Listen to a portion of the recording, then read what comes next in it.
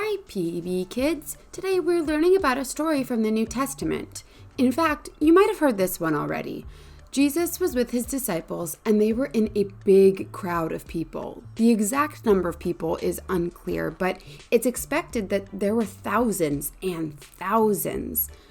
When it came time to eat, they were really far away from food, so the disciples suggested that Jesus let everyone start the long walk home so they could eat.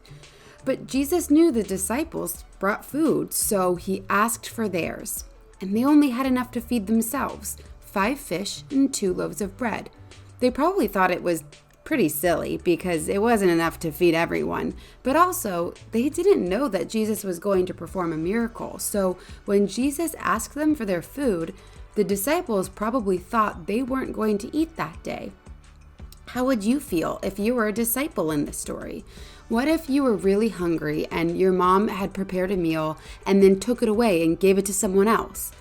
If you're like me, this probably wouldn't be easy. But the disciples learned something that day that we've been learning ever since. When we share what has been given to us, God will take care of us and provide for us too. And that's what happened. Jesus took all of the food the disciples had, which was just enough for them, and he turned it into enough food for every single person there. The disciples ate lunch that day along with thousands of other people because of the promise God makes to provide for us. But they were willing to give their food away before they knew for sure that Jesus would perform that miracle. So we have something to learn from the disciples too. We have to be willing to share more than we are comfortable with. When we share what we have, we get to know God in a new way. Our relationship gets stronger because we learn to trust that God will provide, and He does.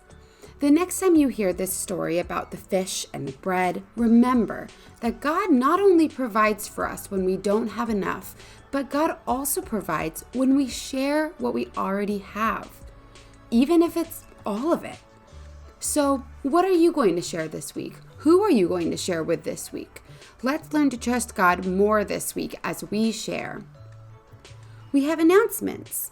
Next week, we are meeting back in person at 10:30. There will be no Zoom Sunday school and the nursery will be open again. See you at 10:30. Remember, you are special and loved just the way you are by God. Have a great week.